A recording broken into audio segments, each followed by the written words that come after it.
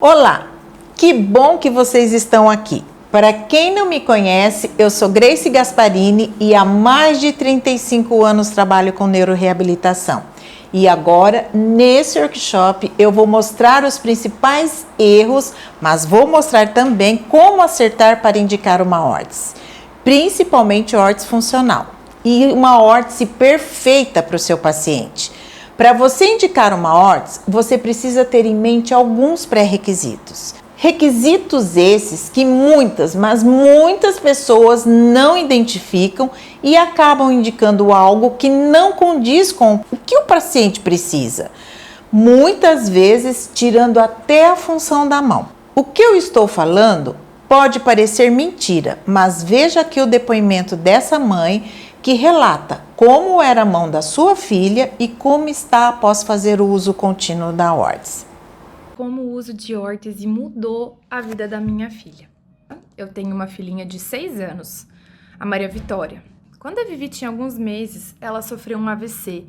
E esse AVC deixou ela com uma hemiparesia. A mãozinha da minha filha era assim, bem fechadinha, assim. Ela até engatinhava com a mão desse jeito no chão. Até que apareceu uma bênção na nossa vida, que foi a tia Grace, que começou a fazer terapia ocupacional com ela e também instruiu a gente sobre a importância do uso da órtese. E a gente sempre usou. E foi muito legal, porque a Maria Vitória teve grandes ganhos. Essa mãozinha dura, fechada, aos poucos foi abrindo, foi ficando mais funcional, mais participativa no dia a dia. A Maria Vitória entrou numa fase, coisa de criança, que ela não queria mais usar órtese. O polegar foi entrando para dentro, a mão dela foi entrando em padrão, né? Padrão que se diz, cada vez mais, foi entortando. E a tia Grace sempre nos alertando, até que ela teve uma conversa bem séria comigo, com meu marido, sobre a importância do uso dessa órtese, e a gente levou aquilo pro nosso dia a dia. Com carinho, mas teve.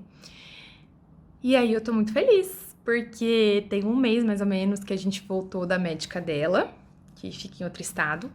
E a médica elogiou muito a evolução da mão dela novamente, graças a Deus, e a Grace, as órteses da tia Grace. Olha, eu sou um pouco como vocês. No começo da minha vida profissional, lá em Curitiba, no Paraná, eu queria dar mais resultados para os meus pacientes, mas tinha muita dificuldade. Afinal, saímos cruz da faculdade e falar em neuroreabilitação, então, era assustador. Tive pouquíssima vivência no estágio da faculdade e assim que me formei, fui trabalhar em uma instituição onde tinha todos os tipos de patologia e alterações neuromotoras. Embora eu visse a necessidade que os pacientes tinham com as mãos caminhando para a deformidade, eu não sabia nada de órtese. Nunca tinha feito uma e nem sabia por onde começar. Tínhamos na época muita dificuldade em adquirir materiais e olha que só existia o termoplástico da Johnson. E não se falava do neoprene na reabilitação, pelo menos não aqui no Brasil. Além das dificuldades com materiais e não saber fazer, eu também não tinha dinheiro para fazer cursos. Afinal, início de vida profissional não é fácil para ninguém. Só que eu nunca fui de me deparar com uma dificuldade e ficar acomodada achando que não tinha jeito, que era aquilo mesmo, que não dava para fazer. Muito pelo contrário, eu achava que tinha que mudar aquela situação, tinha que fazer algo para mudar a condição de vida daquelas crianças. Eu sinto hoje o maior orgulho em saber que nos locais por onde eu passei, o trabalho com as órteses continuou sendo feito por pessoas que aprenderam comigo. No início da minha vida profissional e também o início do trabalho com as órteses foi na Associação Paranaense de Reabilitação lá em Curitiba, um centro de reabilitação neuromotora com crianças com diversas patologias e muitas deformidades. Todo início de trabalho a gente sabe que é muito difícil e com as órteses não foi diferente. Mas a prática do dia a dia vai fazendo com que o trabalho seja aprimorado, que, somado aos estudos contínuos, fez com que eu me tornasse referência no assunto. E foi isso que fez com que eu começasse a ensinar a confecção de órtese. Primeiro como professora da disciplina de prótese e órtese do curso de terapia ocupacional em uma universidade aqui em Campo Grande em 1998.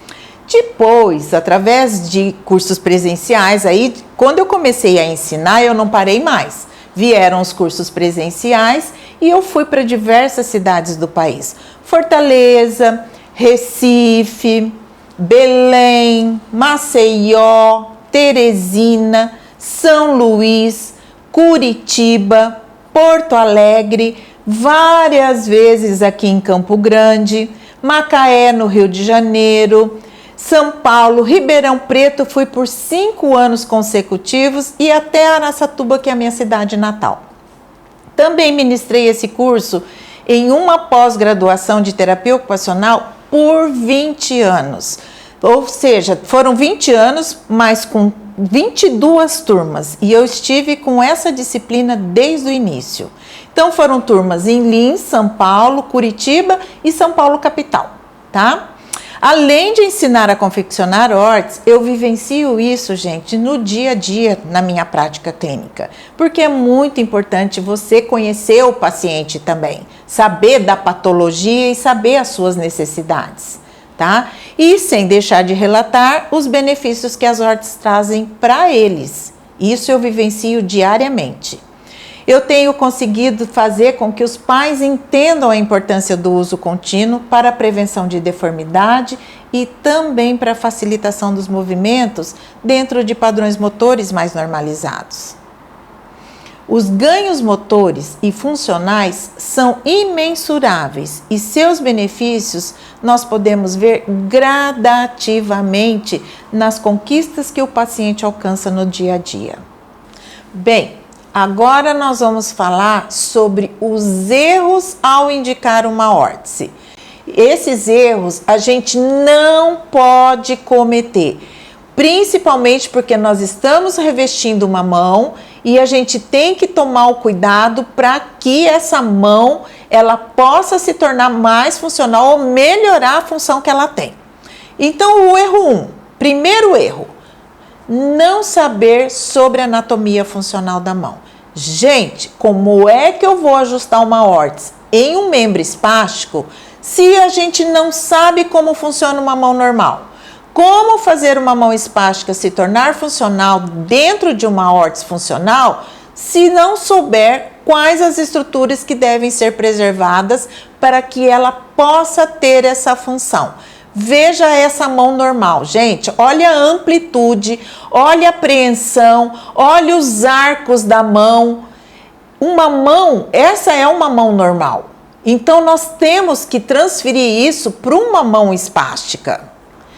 Vamos lá, erro 2, não saber fazer a escolha certa do material que irá utilizar. Geralmente, quando se fala em órtese, logo se pensa nas órteses de material rígido como termoplástico. Como vocês estão vendo aí nessa foto. As órteses em termoplástico, elas são excelentes, mas as de materiais macios, como o neoprene, são preferíveis às órteses rígidas, porque permitem que uma mão funcional exerça os movimentos com mais facilidade, como vocês estão vendo nessa foto. Bem, agora nós vamos falar do erro 3. Não saber indicar o modelo correto que irá beneficiar o paciente. É comum observarmos uma mão que necessitaria de uma órtese envolvendo o punho e estar apenas com um abdutor, como vocês veem nessa foto, além de ser um abdutor, por sinal, muito mal feito. Ou ao inverso, necessitaria apenas de um abdutor e o paciente está usando uma órtese envolvendo o punho. Isso é muito sério, gente. Quando nós colocamos uma órtese no paciente, a gente precisa tomar muito cuidado. Vamos falar agora do erro 4. Achar que apenas colocando uma órtese funcional, o paciente irá se adaptar a ela sem necessitar de um treinamento com o seu uso. Vejam aí essa foto. A criança está com a órtese e está trabalhando a mão com essa órtese. Nós temos que fazer treinos de pegar e soltar, para que a criança aprenda a usar a mão dentro de padrões motores mais normalizados. E por fim, nós vamos falar do erro 5. Não saber ajustar com precisão a órtese de acordo com o tamanho da mão do paciente. É comum vermos órteses maiores que o tamanho da mão do paciente, dificultando a função quando se trata de órteses funcionais. Esse abdutor, por exemplo, está avançando a interfalangiana distal do polegar e ela não vai trazer, é uma órtese funcional que não vai trazer benefício nenhum, função nenhuma para o paciente. Vamos falar um pouquinho dos acertos, como é que podemos acertar fazendo com que essa órtese que nós indicamos ou confeccionamos para o paciente se torne benéfica para ele? Primeiro, o acerto 1. Algumas estruturas da nossa mão devem ser preservadas ao colocar uma órtese. Então, nós falamos lá da importância de você saber sobre a anatomia funcional da mão. Então, vamos falar aqui, como por exemplo, os arcos da mão. Temos os arcos transverso, o arco transverso distal, o arco transverso proximal e os arcos longitudinais que são para cada dedo. Esses arcos permitem a concavidade da mão para o ato da apreensão. Qualquer dano, fraqueza ou limitação nos arcos transversos e longitudinais prejudicará a força, a mobilidade, a precisão do movimento do polegar. Imagine uma mão achatada, se ela consegue pegar alguma coisa. E os dedos longos também não vão conseguir abraçar o objeto. Outra estrutura que devemos preservar ao colocar uma órtese funcional são as pregas da mão. A palmar proximal, a palmar distal e a prega tenar. Imobilização que avance distalmente as pregas palmares limita a flexão dos dedos ao nível da articulação metacarpo-falangiana. E a prega tenar, ela contorna a eminência tenar, que representa o corpo dos músculos que movimentam o polegar. Uma órtese funcional para polegar, geralmente, ela vai até próximo a essa prega, tá? Então, a prega tenar está aqui, a órtese tem que vir próximo a essa prega, mas não pode limitar. Você vai dar estabilidade, mas você também tem que dar um pouco de mobilidade para esse polegar. Então, falamos aqui de duas estruturas mais importantes que devemos preservar para a órtese, para que ela surta o efeito necessário, né? Sem prejudicar a mão do paciente. Mas a gente sabe que mais estruturas precisam ser respeitadas para um bom funcionamento de uma órtese em uma mão espástica. Acerto 2. A escolha do material a ser utilizado vai depender do grau de espacidade e gravidade da mão. É claro que uma mão como essa, que vocês estão vendo aí, não irá se beneficiar de uma órtese de material macio como neoprene.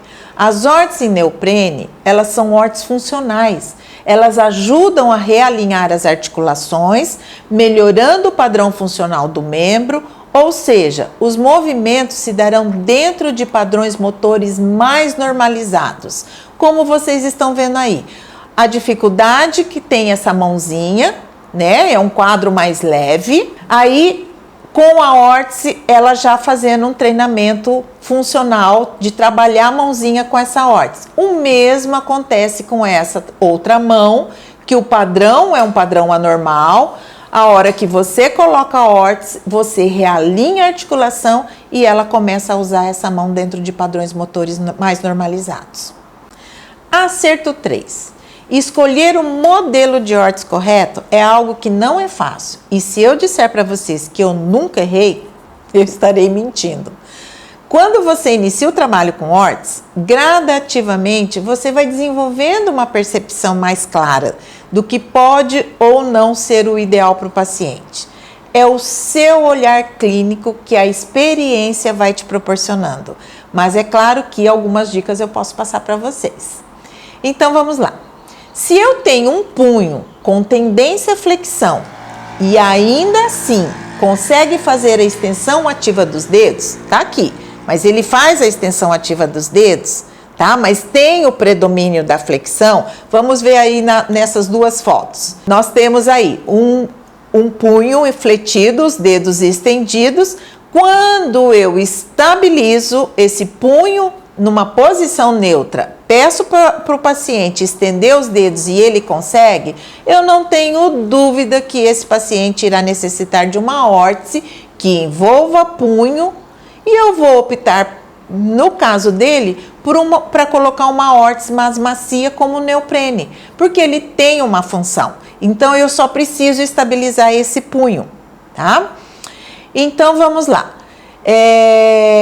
Uma mão com a espacidade maior, o grau de liberdade de movimento será menor.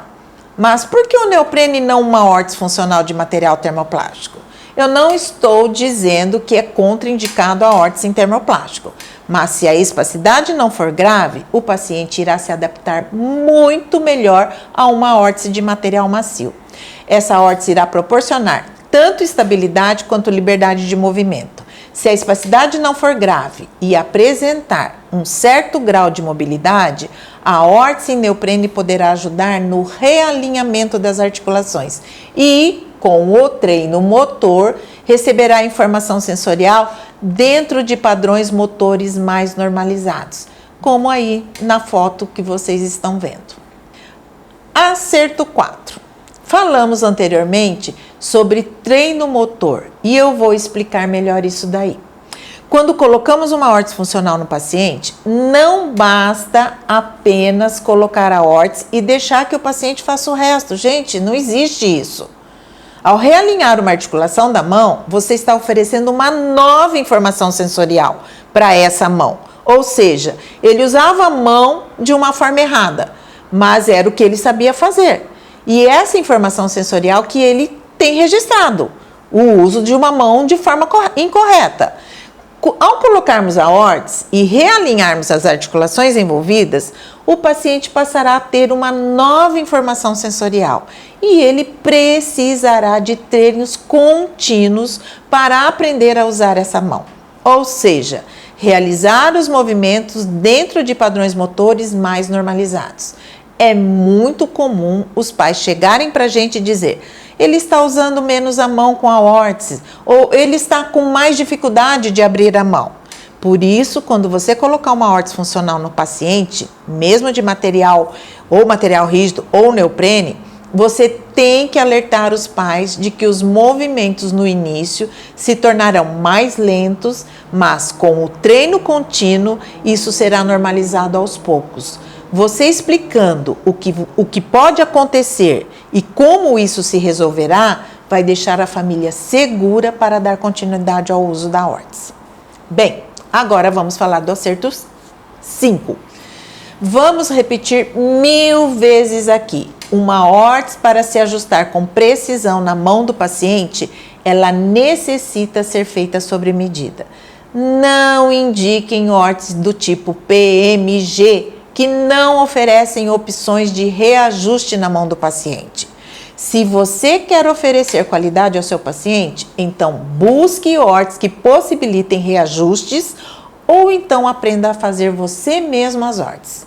No meu curso, eu apresento alguns moldes prontos, mas qualquer um deles deve ser colocado na mão do paciente e ser feitos os ajustes necessários, antes de você passar para o material.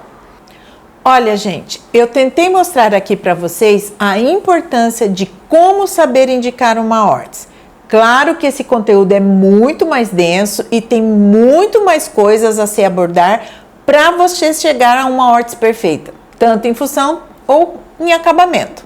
E para quem quer dar esse próximo passo, eu fiz o meu curso que se chama Mãos Livres. Sei que a procura por cursos é bastante restrita.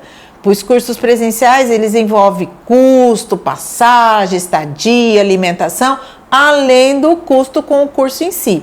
E devido à pandemia e todas as restrições que estamos tendo de encarar, está muito difícil de se deslocar para realizar cursos de capacitação. E foi pensando nisso que eu resolvi iniciar com cursos online. Tive essa experiência de ensinar curso online com uma turma de pós-graduação em dezembro do ano passado. Deu super certo e foi sucesso total. Então resolvi encarar esse novo desafio, porque eu acredito que conhecimento e experiência devem ser compartilhados. Prezo por um trabalho bem feito. Acredito que os nossos pacientes merecem ter o melhor e é isso que eu quero transmitir no meu curso. Qualidade de trabalho, órteses sendo bem feitas e que atendam à necessidade do paciente. No primeiro módulo do curso online, mãos livres, olha que lindo isso, gente, porque é função, são órteses funcionais. Na primeira aula, nós falaremos sobre o padrão funcional normal da mão. Para que você tenha bons resultados quanto ao uso de órteses, você precisa entender como é o padrão funcional de uma mão normal, pois esse é o ponto de partida para definir como a mão deverá ser posicionada dentro de uma órtese. Conhecer sobre a anatomia funcional da mão é pré-requisito na confecção de órteses para o membro espástico. Na aula 2, essa aula nós vamos entender sobre a mão espástica. Vamos falar sobre as características do membro superior espástico. Para confeccionar uma órtese para uma mão espástica, como essa aqui, você precisa entender como se comporta essa mão. Como são os padrões anormais? Vejam isso. E quais as possíveis deformidades que ela poderá desenvolver, como está aqui. Se não houver uma intervenção correta e imediata, porque uma mão deforma. Na aula 3, nós vamos falar dos padrões dos punhos e dedos do membro espástico. Nesse item é mostrado quais são os tipos de padrões do punho e dedos e como a espacidade modifica os padrões da mão, interferindo na sua funcionalidade. Na aula 4, vamos mostrar os padrões do polegar, que é muito importante para que possamos indicar o abdutor correto. E na aula 5, nós falaremos sobre os impedimentos para a função do membro superior. Nesse item, vamos falar como o grau da espacidade poderá prejudicar uma mão em maior ou menor grau, limitando a sua funcionalidade. E na aula 6, nós vamos falar sobre as estratégias de intervenção para o membro espástico. Porque não é só órtese, né, gente? Tem as intervenções que temos que levar em conta. Na aula 7, como escolher um apropriado modelo de órtese? Porque tem vários, né? E na aula 8, nós vamos falar sobre as órteses funcionais para a mão. Na 9, nós vamos abordar sobre as propriedades dos tipos e as propriedades do neoprene. Aí, partimos para o módulo prático. A parte prática, nós vamos ter 6 moldes de órtese em neoprene, onde eu vou ensinar você o passo a passo como fazer essas órteses. Nós vamos ter abdutor do polegar, tamanho infantil, que vai de 1 a 6, direito e esquerdo. Um abdutor para adulto, também direito e esquerdo. E tudo isso molde em PDF. Faixa supinadora, também vai ter o tamanho, o molde em PDF. Vou ensinar vocês a aumentar ou diminuir. Vamos ter a abraçadeira para punho e polegar, 2 tamanhos, infantil e adulto, os moldes também em PDF. Extensor de cotovelo com haste, molde em PDF. Extensor de cotovelo em X, o passo a passo em PowerPoint. Luva em neoprene, que as medidas são feitas na mão do paciente, vou mostrar isso como é feito. Vamos passar as medidas para o molde no papel quadriculado e ensinar vocês a passarem para o neoprene. Tudo com molde em PDF, né? Como esse aqui que vocês estão vendo. Enfim, você vai ter tudo o que precisa para fazer uma órtese perfeita. E tem mais. De bônus, você vai aprender a fazer o colete com hastes e as faixas abdominais em neoprene. Tá, aí você me pergunta, tá bom, Grace, mas quanto vai custar tudo isso? Antes de eu te responder, eu é que vou te fazer algumas perguntas. Imagine o custo disso aqui que eu vou te falar. Você está atendendo seu paciente, vê que ele tem que usar uma órtese. A melhor indicação é a de neoprene, mas você não indica porque não tem confiança ou não sabe fazer. Imagina isso. Ou você faz o seu paciente, então você pode fazer a órtese para ele e não usa, e ele não usa. E você acha que está tudo bem, tipo assim, eu fiz a minha parte, né? Se ele não quer usar, azar dele. Aí seu paciente não evolui, caminha para a deformidade. Qual é o custo disso para você? Ou você vê que tem gente vendendo órtese em neoprene, tamanho PMG, e ainda cobrando caro por uma coisa que não é boa, E seu paciente fica como? Qual é o preço disso? Mas, Grace, eu prefiro fazer um curso presencial. Ok, eu também pensava que era melhor. Mas já imaginou quanto gastaria no total de um curso presencial? Deslocamento, hospedagem, alimentação, custo do curso. Ficar um tempo sem trabalhar, sem faturar, longe do seu dia a dia. Você já fez essas contas? Olha, eu tenho uma vida dando cursos há mais de 20 anos.